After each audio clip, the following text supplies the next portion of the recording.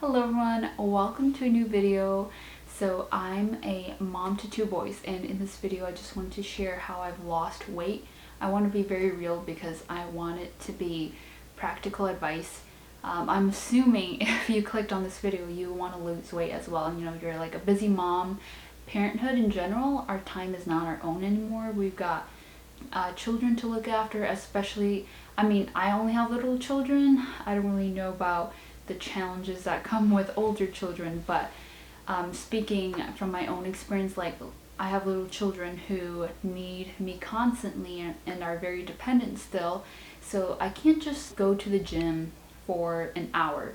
I don't have any childcare, we don't have daycare, my husband goes to work, so I cannot leave my children unless I take them with me. And I know there's gyms where they allow you to take your children with, but with how young my children are, I just don't really feel comfortable with that at the moment. I could see it, when they're like 5 years old. And then on top of our time not being our own anymore, we cannot just go on a crazy diet when we still have to feed our children and our husband. Anyways, I wanted to share how I have lost the baby weight. A goal that I've made for myself is that after each child, I want to kind of reset my body, just go back to the pre-pregnancy weight before I get pregnant again. Here is how I did it in a very practical, mom-friendly way. The first thing, which is why I'm putting it at the front of the list, is because I think that was such a big contributor as to the weight loss, but that is being in a calorie deficit. Now, I don't count calories or like macros. I don't even really know how to begin with that. Thankfully, growing up, I've never really had a bad relationship with food. So now in my adult life, I knew that I wanted to lose weight, and if you want to lose weight, your body uses a certain amount of calories. So if you want to maintain that, you're going to be eating the amount of calories that your body needs. With weight gain, you're eating more calories than your body needs, so your body is storing it, compared to if you're not eating as much, it's going to do the opposite. It's going to make you lose weight. I also think this is just great overall health thing to do, to train ourselves, especially as moms, to not overeat, because when you overeat, you start to feel a little bit sluggish, you want to lie down when you still have a whole kitchen to clean. After dinner, you have a kitchen to close down for the night, you have your kids are full of energy. It's not very practical to just lay down on the couch as a mom. You're always up and going, so you need to feel your best, and in order to feel your best, you can't be overeating, because again, you're gonna feel sluggish and tired. So I would still cook our typical meals, but only eat until I'm 80 to 90% full. Take a moment, pause, assess how I'm feeling. Like, okay, I don't feel 100% full, but I feel good and I feel like I haven't overate. This is a good time to stop eating, and that's basically how I did it. When I was under my parents' roof, I ate a lot of carbs and a lot of processed junk. I could eat a whole bag of hot Cheeto Puffs. Those were my favorite. When I went off to college, which I had a semester where I wasn't living under my parents' roof, during that time I lost weight because I wasn't eating my mom's cooking anymore, and part of it was just laziness. I don't want to cook, so I'd rather just eat these little snacks here and there. You can be in a calorie deficit and eating whatever you want to be eating and still lose weight because you're not over consuming. Anyways, getting married, I got pregnant with my first son shortly after, and this is a beautiful thing about parenthood, is that you're willing to die for your child. Me, I wasn't willing to stop eating hot Cheeto Puffs for my own sake, but I was willing to do it for the sake of this baby inside of my body, because whatever I ate was gonna affect my baby.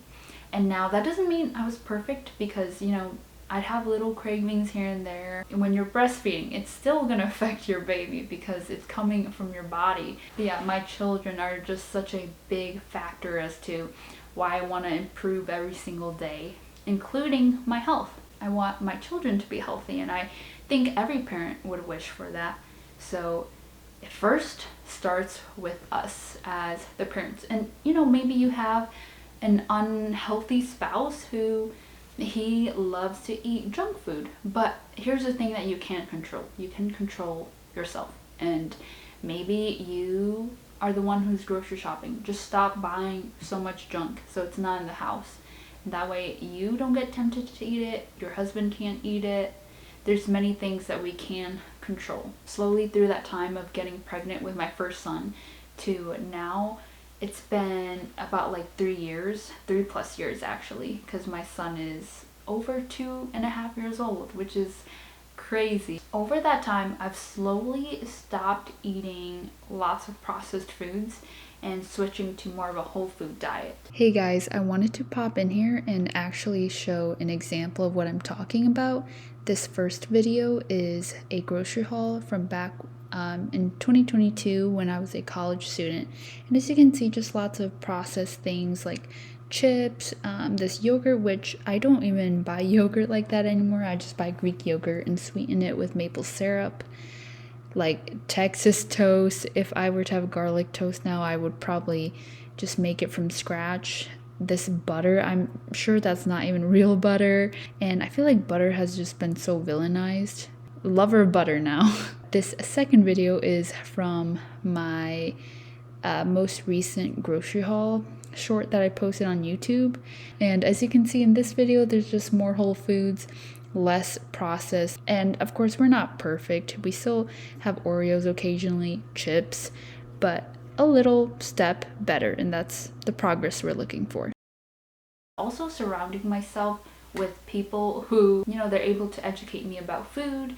They also eat a whole food diet. This is my community. This is the normal thing to do. So we as humans, we want to fit in and find a community who, cares more about health, cares more about eating healthier. If you surround yourself with people who eat processed and junk food all the time, and it's available there, you're probably going to be more likely to eat it as well. I've talked a little bit about this before in my other videos. I'm going to also mention it on here, is that I want to train up my children to eat whole foods, and when they see junk food in the stores, eventually when they grow up and start grocery shopping by themselves for their own household, to see that processed foods on the shelf and not even know what that tastes like, to not even desire it because their taste buds have been trained to eat real foods. Eating real foods that God intended for us to eat. Things that grow from the ground, the animals that He created. Those are the foods that we are meant to eat for it to nourish our bodies properly. An example that I use for this is that I grew up eating hot Cheetos. My husband grew up eating Little Debbie, and now as adults, he does not even get tempted to eat hot Cheetos, whereas I don't even get tempted to eat Little Debbie. How I stopped overeating, because trust me, I can overeat. When I was young, I would literally eat like 3 servings of whatever my mom cooked and then go lay in my bed. I understand the struggle because I overate a lot, and I was a person who would snack a lot on chips. Just continue eating even when I didn't feel hungry. But if I overate for one meal, I didn't beat myself up for that, because instead of I want to lose 50 pounds in a month, I'm just saying something super unrealistic so you guys get the point. But this is a lifelong health commitment to train ourselves to not overeat, so that when you exit the calorie deficit, you can eat until you're 100% full, but knowing to stop and having that self-control to not overeat. You could start out picking just one meal of the day where you're not going to eat until you're full. Maybe that's dinner, which was what I definitely focused on. How I've trained my mind to not overeat, especially when something is really, really yummy, like I've made a delicious dinner. I want to keep eating, but I tell myself, you can still eat this dinner. It's not going away. You can eat it for breakfast the next morning if you want. Another thing with food and being in a calorie deficit, only eat when you're hungry. The world has taught us that we need snacks throughout the day. that we need dessert after dinner, but that is just not the truth. And we live in a world of overabundance, which I'm very thankful for, that, you know, my family has lots of food, but at the same time, that makes it very easy to overeat. Don't try to be grabbing snacks, just eating out of boredom essentially. This is definitely something I've had to learn over the years as well, and it's taken me like 3+ years of not snacking every single time. With losing weight, I have had to stop baking so much because I used to bake cookies or cinnamon rolls, bread, and it's just like I just had to stop. But it also means less cleanup in the kitchen. And I will say also, I'm a breastfeeding mom, so I'm sure that also contributes to weight loss. Alright, let's just hit the next one, which is exercise. Like I addressed in the beginning of the video, which I think a lot of moms can relate to, is that we can't just leave our house for over an hour to go work out unless you have some sort of arrangement that works out for you. But I personally don't. And here is how I went about it. Literally, I would work out whenever I could. So maybe during nap time, when my kids went down for the night. And I know working out at night is not the most ideal, but just doing it whenever I could, because it's like, would you rather move your body at night when it's not the most ideal, or would you rather not move your body at all? I was probably 7 or 8 weeks postpartum before I started moving my body again. In those earlier days, I would move my body every single day. I only did about 20 minutes, and then eventually when I started seeing the weight come off, I stopped exercising every single day, you know, be like 2 or 3 times a week. So yeah, just kind of giving myself that jump start. I watched Apple Fitness videos, I did YouTube videos, something very manageable, like 20 minutes. A busy mom can fit in 20 minutes of workout into her day. It's really just priorities, like what do you have as your priority? Is it your health or is it comfort? And trying to get fit and healthy is not easy, but anything fulfilling does not come from comfort and being easy, if that makes sense. With my first child and trying to get back to my pre-pregnancy weight, I definitely was in the gym maybe like for 45 minutes every single day, and I love moving my body because it helps me to feel so much better. It makes me a better mom. It makes me happier. Moving our bodies is just so good. But this second time around with my second baby and losing weight, I did more of the calorie deficit route because what excuse do I have? I think I need to get back to working out. But yeah, with my first time around, we were in an apartment which had a gym, and you know, now I don't have a gym. It's just like YouTube video. But then again, I'm just trying to make excuses. I definitely need to work out more to build up strength as well. Let's say you don't enjoy working out. I would recommend going for walks after dinner. That's actually something that my family started recently doing because my husband wants to start losing weight as well. Or take your kids to the park with a walking trail. I think if your kids are older, you know, you can walk while they play and they're still in your eyesight, or just take your kids on walks with you and teaching them those healthy habits that hopefully one day when they grow up, they will do as well. Because a lot of people like to say that being overweight is because of genetics, but a lot of the time, and what I've noticed as well, is that it is family habits. Take a family who eats a lot of processed and junk food, who then just sits in front of the TV, compared to a family who eats more whole foods and is very active. It's those family habits that are building up the children, and then the children learn from those habits, and those are the norms. That also is a big contributor that people don't really like to acknowledge, because who are the closest people to us when we're young? It is our parents, and we're learning from them. Teach your children healthy habits, and that could start with going for a walk after dinner, or if your husband doesn't want to go for a walk, take your kids for a walk in the morning. Playing sports with your kids. I know my toddler is always asking me to chase him, to play football with him, to play baseball with him. So whatever activity, just take advantage of it. And I know as moms, it's like, I don't really want to play chase right now. I don't have that type of energy right now. But maybe that's the only form of movement you're getting throughout the day. Disciplining yourself and saying, no, you're not going to stop right now. You're going to go until the timer ends.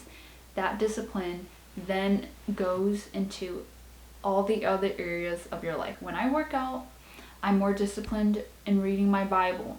I'm more disciplined in doing chores. I'm a happier mom. It's crazy what exercise does to you. So just a wonderful thing overall to exercise. Those are very practical ways of moving my body and eating in a calorie deficit where you're not doing anything extreme, but just knowing that this is not going to be a quick fix overnight. I am about to hit 8 months postpartum, and I am now at my pre-pregnancy weight, so it's definitely not, oh, 1 week postpartum, you've bounced back already. And part of it is also being a good steward of our bodies, you know, where we have self-control. We're not gonna snack at every single hour of the day.